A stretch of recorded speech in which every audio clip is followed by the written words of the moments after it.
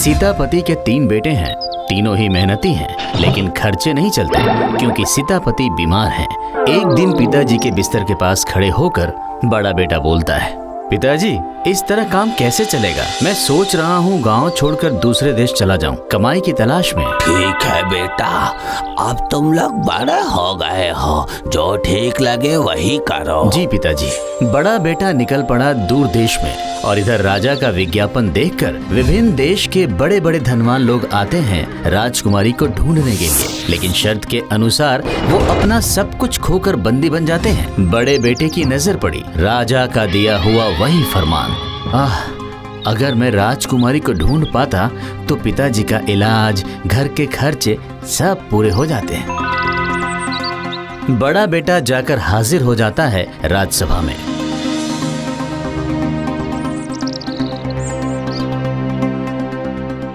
ठीक है, पूरा देश घूमकर 7 दिनों के अंदर राजकुमारी को ढूंढ कर लाना होगा। ला पाए तो पुरस्कार और नहीं ला पाए तो तुम्हारी सारी संपत्ति हड़प कर तुम्हें बंदी बना लिया जाएगा। जी महाराज।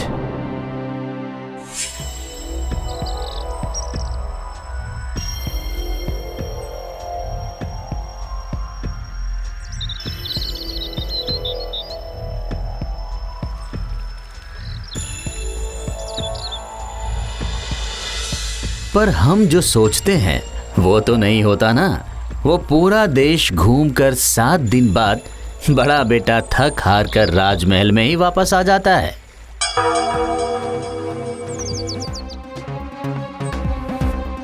मिली क्या?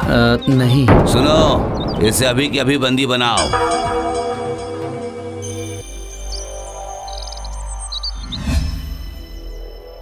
अरे बेटा, तेरे भैया की कोई खबर नहीं मिली?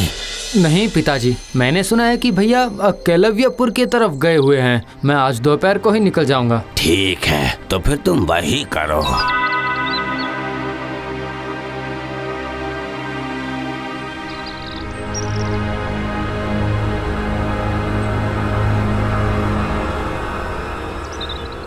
मंझला बेटा भी बड़े बेटे की तरह वही रास्ता अपनाता है और बड़े बेटे की तरह मंझला बेटा भी नाकाम हो जाता है।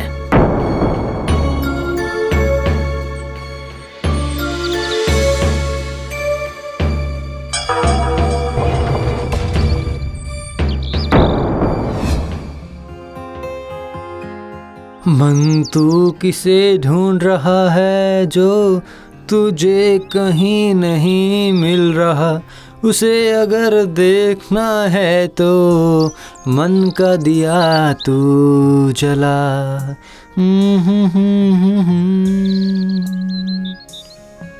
पिताजी, कितने दिन हो गए हैं लेकिन बड़े भैया, मझले भैया कोई भी वापस नहीं आए। पिताजी, अब आप मुझे इजाजत दीजिए, मैं जाता हूँ। नहीं बेटा, मैं तुम्हें किसी भी हाल में अपनी नजरों से दूर नहीं कर सकता बेटा। नहीं पिताजी, ऐसा मत कहिए। आप चिंता मत कीजिए पिताजी, मैं जरूर वापस आऊंगा, देखना आप। ठीक है, पर संभल कर जाना बेटा, और जाते वक्त अपनी आंखें और कान खुली रखना। चलता हूँ पिताजी। छोटा बेटा भी निकल पड़ता है।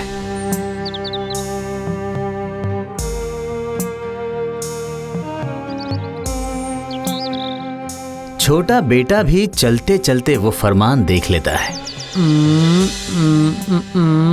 लगता है कि राजा के इस फरमान को पढ़कर ही दोनों भाई राजमहल की तरफ गए हैं। फिर तो मुझे भी जाना ही होगा।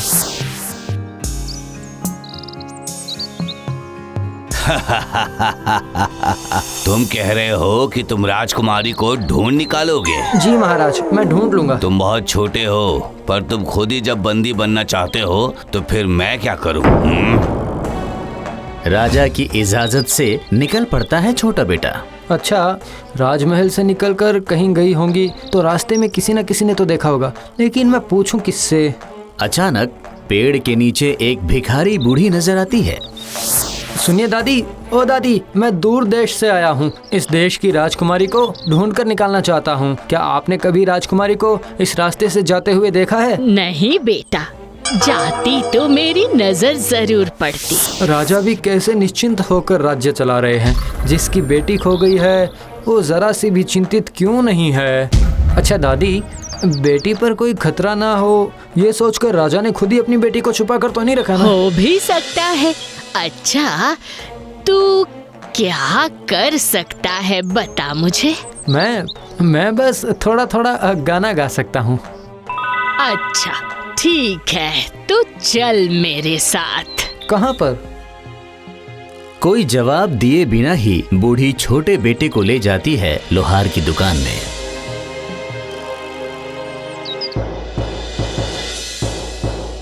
क्यों रे हारू लोहार, तू कर पाएगा ना? अरे हाँ, कर पाऊंगा। हारू की बात सुनकर बूढ़ी और छोटा बेटा चला जाता है।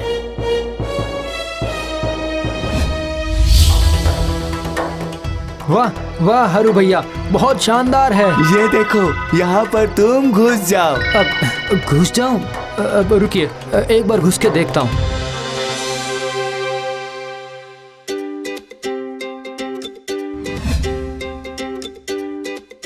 अरे दादी, क्या मैं बाहर से दिख रहा हूँ क्या? बताइए। नहीं नहीं बेटा, बिल्कुल भी नहीं दिख रहा है। अब आएगा मजा। गाना गा सकता है लोहे का शेर, सुनो तो जरा। गाओ बेटा गाओ। महाराजा है प्रजाओं के पिता, राज्यवासी का प्रणाम लीजिए। मैं शेर गाना गाता हूँ, महाराज जी मौका दीजिए। महाराज है प्रजाओं के पिता, राज्यवासी का प्रणाम लीजिए। मैं शेर होकर भी गाना गाता हूँ, महाराज जी मौका दीजिए। मैं शेर होकर भी गाना गाता हूँ, महाराज जी मौका दीजिए। अरे वाह, इसने तो मेरा भी गुणगान कर दिया। बूढ़ी माँ, आपके शेर को मैं खरीदना चाहता हूँ। नहीं महाराज, इसे मैं कभी नहीं बेचूंगी। अच्छा ठीक है, कम से कम एक दिन के लिए मेरे पास रख दो। ठीक है, लेकिन बस एक दिन के लिए। कल सुबह ही मैं इसे लेकर जाऊंगी। हाँ। बूढ़ी के जाते ही राजा शेर को लेकर चले जाते हैं अंदर महल में। सुनिए ना, ऐसा शेर अगर मेरी बेटी को दिखा पाती तो। सही कहा तुमने। अब राजा लोहे के शेर को लेकर पाताल घर में प्रवेश करते हैं।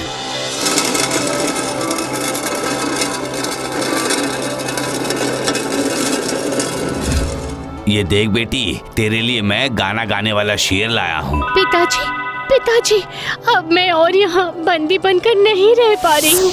जानता हूँ बेटी, पर मैं क्या करूँ बता। उधारी से राज्य की माली हालत बहुत ज्यादा खराब है। तुम्हें छिपकर धन संपत्ति जुगाड़ कर पा रहा हूँ, तभी तो ये राज्य चला पा रहा हूँ मैं। पूरी रात ये शेर तुम्हारे पास ही रहेगा। इसका गाना सुनो, अच्छा महसूस करोगी। गाना सुनो। शेर, एक हंसाने वाला गाना सुनाओ ना। तक दिना दिन दिन दुख तो कुछ नहीं होता, राजकुमारी के दुख मिट जाए, सुख की ना हो चिंता। वाह, कितना सुंदर गाना है। अगर तुम इंसान होते तो मैं तुम्हारे साथ कहीं गायब हो जाती। मन है क्या? मतलब? तो फिर मेरे पेट के नीचे वाला ढक्कन खोल दो। छोटे बेटे की बात सुनकर राजकुमारी के ढक्कन खोलते ही बाहर आ जाता है छोटा बेटा अमर। वाह, कितना सुंदर शांत सा चेहरा है तुम्हारा। तुम मुझे यहाँ से ले चलो, कहीं भी। ले जाऊंगा, जरूर ले जाऊंगा। बस सही वक्त का इंतजार है मुझे। महाराज आ रहे हैं, मुझे फिर से छुपना होगा। अगले दिन सुबह छोटा बेटा फिर से राजमहल में हाजिर हो जाता है। क्या हुआ छोटे कुमार, तुम्हें राजकुमारी नहीं मिली ना? नहीं, लेकिन महाराज अब मैं राजमहल में भी उन्हें ढूंढना चाहता हूँ। मतलब नहीं। आपने कहा था कि राजकुमारी को मैं ढूंढने के लिए किसी भी जगह पर जा सकता हूँ। हाँ, कहा था। ठीक है, तो फिर ढूंढ कर देख लो। बस राजकुमारी कहाँ है, छोटा बेटा तो वो अच्छी तरह जानता था। वो वहीं जाकर राजकुमारी को बाहर लेकर आता है। ये रही महाराज आपकी बेटी। अभी मेरे भाइयों को, बाकी सभी बंदियों को मुक्त कर दीजिए। प्रहरी जाओ, मुक्त कर दो। छोटे बेटे की वजह से सबको मुक्ति मिल जाती है। अब बोलो, अब बोलो तुम्हें क्या पुरस्कार चाहिए? पुरस्कार? आपकी बेटी। मतलब? हाँ पिताजी, मैं इनसे शादी करके इनके साथ इनके घर में रहना चाहती हूँ। बेटी, बेटी मुझे माफ कर दो बेटी, तुम मुझे छोड़कर मत जाओ। एक शर्त पर, मैं इन्हीं से शादी करूंगी और यही बनेंगे इस राज्य के होने वाले राजा। ठीक है, यही होगा। लेकिन मेरे बीमार पिताजी मेरा इंतजार कर रहे हैं महाराज। मंत्री इनके पिताजी को आदर और सम्मान के साथ यहाँ लेकर आओ।